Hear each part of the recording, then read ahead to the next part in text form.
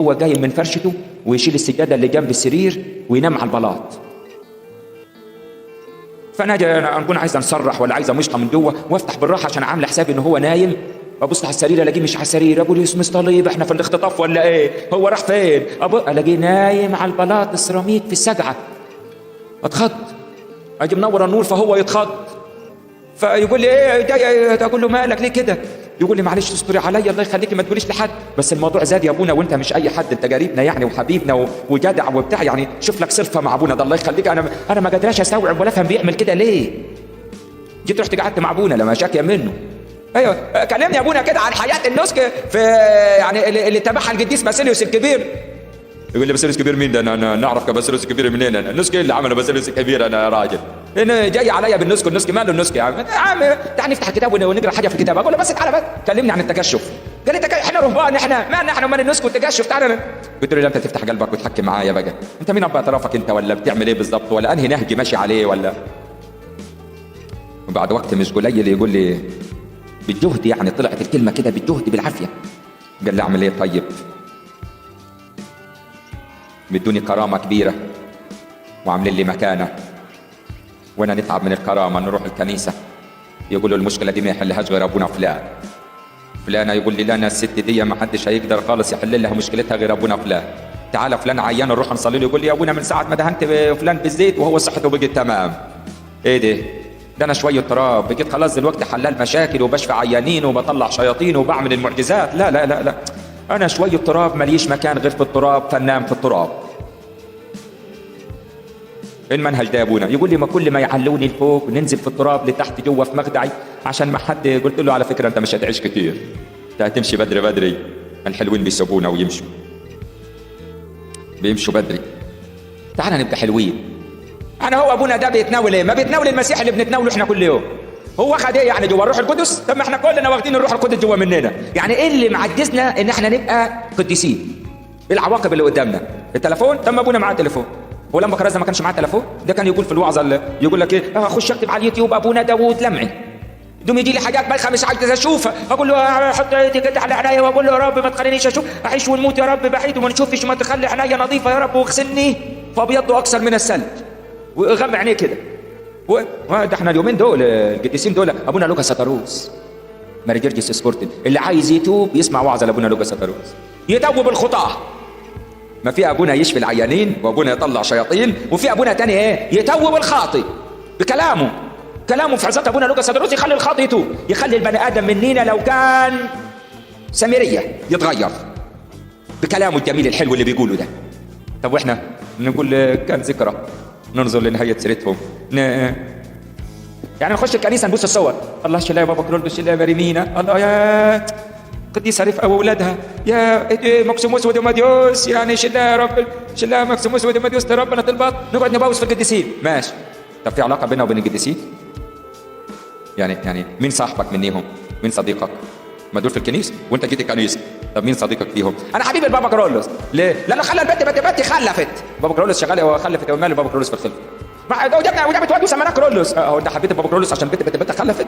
هي دي العلاقه لا، ده العلاقه الحقيقيه اللي بيني وبينه اني اشوف كان عايش ازاي واعيش زيه. حته شاب صغير واد كده فرود، قبل ما يروح الشغل بتاعه يصحى قبلها بساعتين يخش يجري على البطرخانه على العباسيه، الكنيسه الكاتدرائيه اللي في العباسيه بتاعت البرويس، يجري يروح يعمل ايه؟ يرفع ايديه، يكسب رجليه ركبتيه ويرفع يديه ويصلي من كل قلبه. يا ترى كام يوم؟ كل يوم.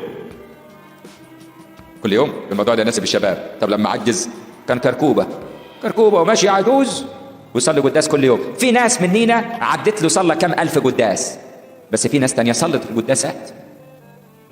يعني دراسة من سنة 344 ولد القديس يوحنا ذهبي الفم وأمه اسمها إمسوزة، وأبوه وهذا القديس وفي العمر 17 من عمره. أسجل البيانات والمعلومات وأنا شغال في السجل المدني عشان نعمل الكلام ده. أمال إيه؟ أنا أشوف هو المشاعر الحب اللي كانت جوه قلبه من ناحية القديس باسيليوس كان شكلها إيه؟ عايش معاه، وكان يحب بولس الرسول لدرجة إنه يقولوا عنه إنه كان قديس بولس الرسول يظهر له شخصيا يفصل له آيات في الرسائل. شوف العلاقة وبينهم وبين بعض 400 سنة عمر. انت بينك وبين البابا كرولوس 60 70 سنة، يمكن اقل كمان، يمكن اقل من ال70. لا ده هم 40 بتوع البابا وال10 بتوع البابا 50 حاجة و50 سنة 60 سنة اللي بينه وبين البابا كرولوس. يعني معانا اليومين دول تبعنا يعني. طب ولما كراس اسقف المحله الكبرى كام يوم؟ كملش 6 ايام 7 8 ايام، ايه ده؟ طب واحنا قاعدين واقفين نتفرج، يقول لك ملكوت الله ليست المتفرجين. يعني لما نيجي ربنا يفتح في وشكم بيبان الكنيسه وتيجي تحضر القداس في الكنيسه، يجي المعلم يقول لك امين امين امين ديما وانت واقف مالك يا عم؟ ايه بيقولوا امين امين يا اخي يا اخي كنت سرحان خايف لا يخبطوا العربيه في الشارع بره انت قاعد معانا ودماغك بره. انت موجود، عارف موجود اللي بتاع دي ايه؟ الترابيزه دي موجوده، لكن انت الحاضر ما ينفعش اقول على انت الموجود. موجود ايه؟ التليفون موجود في جيبي، لكن انا حاضر بكياني بشخصيتي بنفسيتي بروحي بكلامي حاضر. طب وانت جاي الكنيسه؟ ما الكنيسه مش للمتفرجين، ده في الخلاجي مكتوبه يقول الشعب يا رب ارحم. يجي ابونا يتكلم عن المجيء الثاني، فتيجي انت تقول كرحمتك يا المجيء الثاني يا رب مش بعمايلنا، كرحمتك انت يا رب. طب قول كرحمتك يا رب، شارك بالكلام حتى يا اخي. ده لما نتكلم كلام ربنا تتقدس افواهنا، لساننا يبقى متقدس كده زي الحاجه اللي تتغسل فتلمع، كل ما تتغسل اكتر تلمع اكتر، تلمع تتنقى تنضف. اغسلني فابيض اكثر من الثلج. مش عارف طولت ولا كفايه ولا ايه؟ مش هم قاعدين في البيت قاعدين يعني اللي مش عاجبه الكلام يطفي التلفزيون يطلع من القناه. يعني دقيقه اقول حاجه تاني. الواحد مننا عامل زي الجلابيه اللي لابسها ابونا دي. ابونا لابس الجلابيه ودخل عليكم من بره كده اهو، وابونا جاي من المزارع زي ما قلت ابونا قال لك بتاع عمال المزارع. هو انا عمال المزارع اروح لهم المزارع، الجلابيه ما تبقاش نظيفه علشان بروح بها المزارع. بس ما ينفعش اجي كل مره كل ما يجي يقولوا لي تعالى اقول كلمه في العذراء والانبا ابرام اجي جاي بالجلابيه مبقعه ومش نظيفه. اقول لك ابونا ابو جلابيه مبقعه جه اللي جلابيته مش نظيفه. هو انا عارفين ابونا ده مش مهم اسمه ايه يا عم، احنا مش بنشم ريحته من على بعد، ده احنا بنعرفه من على بعد. اصل بص الجلابيه مبقعه. طب ابونا يعمل ايه ده؟ يحرق الجلابيه يعني ولا فيها بجاز؟ يقول لا يا اخي لا يا اخي هتلاقي يلحقوا عليك جلاليب من فين؟ لا تقلع الجلابيه وتغسلها تكويها تلبسها ترجع نظيفه تبقى تيجي بيها. انا بقى نسالك معلش قدسك اسمك ايه؟ ليه؟ ما انت ابونا وابو كذا في كذا ابونا بيجي عايزين ما فيش علامه مميزه خلاص، هو كلهم ابونا شبه بعض كلهم زي بعض. فخلاص اقول لك اسمي ايه؟ ليه؟ عشان الجلابيه كلها زي بعضيها. لكن لو طب ما كل واحد مننا عامل زي الجلابيه اللي قاعد في البيت واللي يجي الكنيسه كمان، يعني كلام على كل الناس. انا عامل زي الجلابيه، انا شخصيا عامل زي الجلابيه ماشي في شارع مليان قذورات. هي الدنيا فيها غير القذورات؟ الدنيا دي فيها ايه بره؟ في العالم سيكون لكم ضيق وخطايا وتلفون. قصدك التلفون وانت قاعد تاخد خلوه مع الرب تيجي يطلعك من الخلوه مع الرب. قاعد مع ربنا واخد خلوه يا اخي وتيجي ايه فلان قال له فلان في الاجتماع خلي بالك من ايه الواتس والجروبات والدنيا وتحس انه يعني انت لو ما تابعتش الكوكب هيولع. يا عم الكوكب ما تسيب الكوكب في حاله، اطلع انت بس اعمل ايه بره واختلي. لا هي قذرات في كل حته ماشيه ورانا. طب مين اللي يغسلني فابيض اكثر من الثلج؟ ربنا يسوع المسيح. ربنا يسوع المسيح هو بس اللي يغسلني فارجع نظيف، يبقى الجلابيه اتغسلت. طب ربنا يسوع المسيح يغسلني فابيض اكثر من الثلج ازاي؟ يقول بسر التوبه والاعتراف.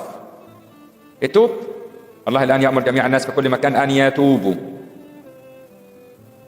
وبعدين حسبت نفسي وتوبت نعمل ايه؟ نيجي نبكي وان اعترفنا بخطايانا فهو امين وعادل ان يغفر لنا خطايانا فيبقى اتغسلت. طيب مش لما تغسل المفروض تكوي البدن الامامي والبدن الخلفي؟ خش بقى في الطابور. ايه رايح فين؟ الجسد والدم.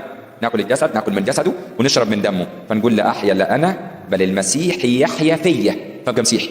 تمام كده؟ نقطه من اول السطر. نطلع في الدنيا تاني. من يضمن الجلابيه ما تتوسخش؟ الجلابيه تتوسخ. هي جلابيه ايه يعني؟ ما هي الجلابيه بتتوسخ، بس الشطاره انك كل شويه تقعد ايه تنفض وتنظف. ولا الحته دي اقفل الباب بتاع كل المصادر دخول التراب والعفره والزباله والطين والشوكولاته والهباب ليه اقفل كل المصادر دي. الناحيه السلبيه. الناحيه السلبيه اني اقفل البيبان الخطيه. امال ايه الناحيه الايجابيه؟ اني اتبني في المسيح. في رساله افسس عشرات المرات يقول في المسيح 6 صحات بس فيهم كذا مره في المسيح. عايز اتبني في المسيح. عايز تتملي بالنعمه في المسيح. عاوز يبقى لك شركه مع الروح القدس في المسيح. كله في المسيح. يقول لك مع المسيح صلبت لا احيا لا انا بل المسيح يحيا فيا. احنا كل دايما في الوعظ نيجي انه ياخد ايه، نمسح كلمه مع المسيح صلبت دي نركنها كده ونعمل بين قوسين ونحط تحتها خطين ونيجي نقول لا احيا لا انا. بقى الشعب لو في شعب يعني ربنا يبعت يجي جاي ليه بل المسيح يحيا فيا. طب خد بالك ده اول الايه بيقول لك ايه، مع المسيح صلبت. يعني عيشه الالم على الرضا وشكر. ما يقول لك لازم اشيل صليب المسيح على كتفي، لانه من يحمل صليبي ويتبعني ينكر ذاته ايه ويصير لي تلميذا. ما لازم اشيل. طب واللي ملوش صليب يدور له على صليب. يعني لو الصحه تمام والركب شايله الواحد والقرشين محطوطين بيعملوا لي ريح في البنك والدنيا مستقره، فانا يا ابونا يعني يا ابونا نعمل ايه يا ابونا؟ الحمد لله يا ابونا نعملش حاجه تغضب ربنا، نصحى نصلي وقبل ما ننام نصلي ودايما القنوات المسيحيه شغاله يعني بس انت مش شايل الصليب. يعني اقول له بلين بمرض؟ لا يا عم خليك بصحتك يا عم. لا يا اخي لا. طب اعمل ايه؟ يشوف واحد عيان روح شيله ويشيل صليبه ويروح بالقصر العيني يرميه على ترول يعمل له اشعه وتحليل، ولو عاوز عمليه يصرف عليه ويعمل له عمليه. يبقى شيل صليب غيرك، عشان اللي مش هيشيل صليب ملوش مكان في الملكوت. الموضوع مقفول يعني قفلتها عليه. ما لابد من انك تشيل الصليب، تجر في ركبك المخلعه وتيجي بيت ربنا مقفوله. تعالى بعيد عن الاجتماعات مقفوله. قول له ابوس الباب، افتح لي نبوس الباب يا اخي. يفتح لك.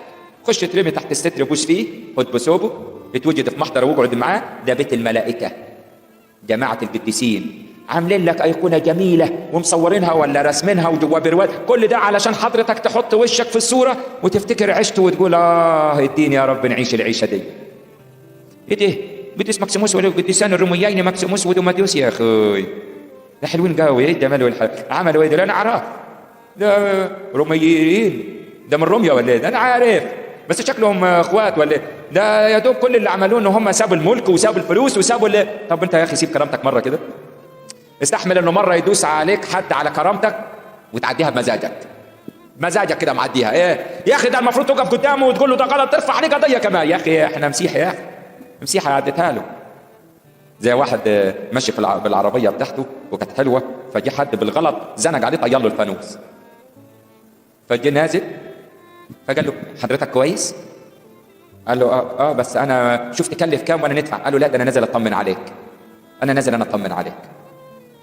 قبل من 20 سنه كان معايا موتوسيكل، وكنت اخويا جاي من سفر من بعيد 1000 كيلو ولا حاجه، محافظه اسمها الوادي الجديد، جايب العربيه بتاعته وجايب عياله وانا عايز اعرفه الشقه. فجيت رحت له على اول الشارع بالموتوسيكل وانا نمشي وهو ماشي ورايا، وفي شارع العروبه هنا في الهرم. من 20 سنه الكلام ده او اقل بحاجه بسيطه، وماشي بالموتوسيكل واخويا جاي من سفر تعبان ما تعرف ولا ايه، وجي ايه بكل قوته خبطني بالموتوسيكل وقعت في الارض واتشقلبت والموتوسيكل والتراب دخل جوايا هو وقف والناس اتلمت كتير على اساس اني راكب الموتوسيكل مات يعني. لما انا جيت قايم على طول عايز اطمن على الموتوسيكل، الحمد لله الموتوسيكل سليم. وقف الموتوسيكل وقلت له طب دور كده شوف يدور، دور. وجيت قلت له ايه حصل خير؟ الحمد لله. اتفضل اركب يلا احنا قربنا نوصل خلاص. انا صعبان عليا انه جاي من سفر، انا خلاص يا حبيبي معلش اتفضل حضرتك وبتاع. دوم جالي واحد يا اخي انت جبل يا اخي يقول له طب اديني اي حاجه طيب ولا يا دي انت يا دي امسك في يد شكله واحد بيه يا خد منه على قد ما تقدر. قلت له اخد ايه؟ اصل انا مش فاهم ان هو اخويا، انا مش واخد بالي، انا فكره هو واخد باله انه ده اخويا، انا ما كنتش واخد بالي ان هو مش واخد باله. فيقول لي لا ده اعمل له محضر. اعمل محضر في مين؟ اعمل اللي خبطك يا عم، انت مش فاهم. سيبنا نمشي يا عم، احنا ضرنا محلات ولا حاجين عندكم، احنا انا سفيت التراب بس، انا ما زعلتك في حاجه يا عم. سيبنا دم عمال اتبهدلت يا عم، سيبنا نمشي في حالي بقى يا اخي. اصلك مش فاهم ان احنا اخوات. عشان كده المسيح يقول ايه؟ بهذا يعرف الجميع انكم تلاميذي لو لكم حبا بعضا لبعض. تبقى باينه قوي روح المحبه الكبيره قوي لو موجوده. مسيحيين الجماعه دول مسيحيين، اصل بيداروا على بعض، بيخافوا على بعض، بيحبوا بعض. مسيحيين لازم يقدموا بعضهم لبعض في الكرامه. يا ريت نصلي لاجل انفسنا ان ربنا يرضى عننا ويدينا ان احنا نسلك باستقامه القلب عشان يفتح بيبان كنيسته قدامنا تاني، عشان تبقى الكلمه الحيه مش الكلمه المسجله، عشان نتراءى امام الله، عشان نتوجد في محضره وندخل بيته بكثرة رحمته ونسجد أمام هيكل قدسه بمخافته. نصلي من كل قلوبنا عشان نعرف نربي عيالنا بره الكنيسة. ازاي هيطلعوا مش كويسين؟ اللي بيخلي عيالنا كويسين وخدام وقديسين هي الكنيسة، الوجود في محضر الله، ندخل بيت ربنا. هو ده اللي يساعدنا في تربية عيالنا، هو ده اللي يخلينا نقوى على الصعاب اللي في الدنيا. لما يقابلنا في العالم ضيق نلاقي الذي غلب العالم ونثق فيه، نترمي في حضنه. بنخش الكنيسه من ورا كده ولو ستر الكنيسه مفتوح بنلاقي جوه الكنيسه الايسوني ماس اوسيوس وبدير وبنتوكراتور بنلاقي بص جوه الكنيسه الله. على فكره سوره البنتقراطور دي اسمها حضن الاب. قالوا لنا كده، هي على فكره حتى لو ما قالولناش احنا كنا هنفهمها. اصلك عامله زي الحضن، كانه واحد بيقول لك تعالى الي يا جميع المتعبين، خش بهمومك وباحمالك ارميها على اللي يقدر يشيلها.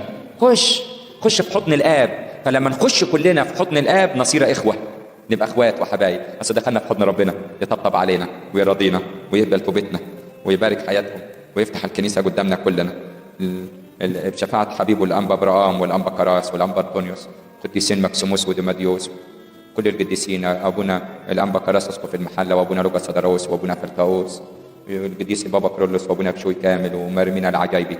لإلهنا كل كرم ومجد من الان والابد امين.